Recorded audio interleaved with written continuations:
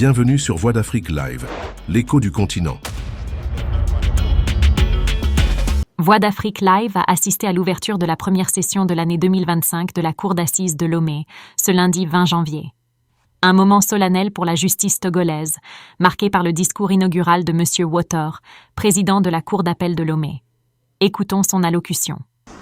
L'organisation des services des sessions de la Cour d'assises, qui est la messe des affaires barbares, ou plutôt criminelles, c'est-à-dire le jugement des affaires les plus graves dans la hiérarchie des infractions à la loi pénale. Fort heureusement, nous ne sommes pas seuls face à cette équation dont les paramètres financiers, matériels et humains sont toujours plus loin d'être maîtrisés. En effet, le souci constant de M. le garde des Sceaux, ministre de la Justice et de la Législation, à la droite ligne de la volonté de nos plus hautes autorités, est d'organiser bail que bail, au moins une section chaque année, afin de résorber à chaque fois le nombre sans cesse croissant des dossiers criminels dont nos juridictions sont saisies.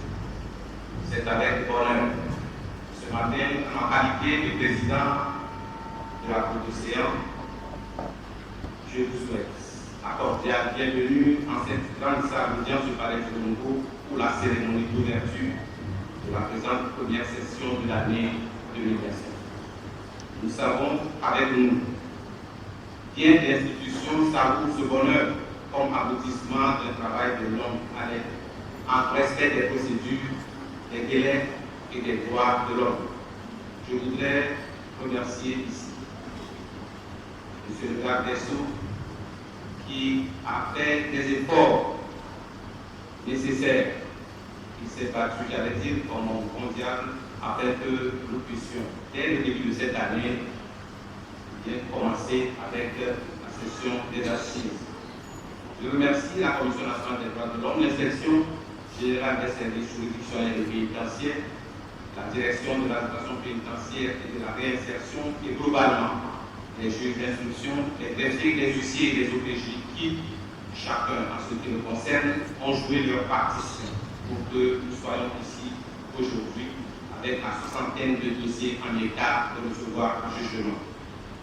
L'assistance d'un avocat à l'accusé étant obligatoire lors des assises, nos partenaires des avocats, sous la houlette de M. le bâtonnier de l'ordre des avocats, seront de la partie tous les jours que durera le jugement des affaires de la présente session. Nous leur adressons nos remerciements pour l'esprit de sacrifice et de contribution à l'œuvre de justice, dont ils font montre toujours un peu plus.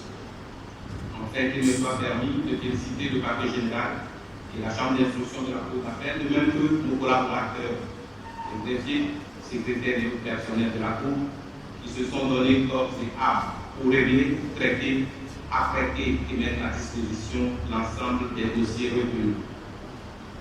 Hier, nous avons pu entretenir les jurés qui seront à nos côtés dans le jugement de toutes les affaires criminelles au rôle.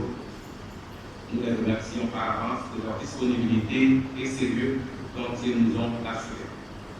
Je n'oublie pas la gendarmerie et les surveillants de l'administration pénitentiaire qui seront des nôtres tout le temps que durera ces assises, de nuit comme de jour. Je voudrais cette fois-ci encore compter sur nos amis, les médias, pour une bonne ouverture en vue de la sensibilisation de nos concitoyens sur les crimes et le mode opératoire des criminels afin qu'ils soient amenés à s'en prémunir. Ce sont des affaires dans lesquelles des images insoutenables de corps mutilés et ensanglantés, d'une barbarie inouïe, seront présentées. Cependant, nous ne céderons ni à la haine, ni à l'émotion, seule notre intime conviction sera la boussole.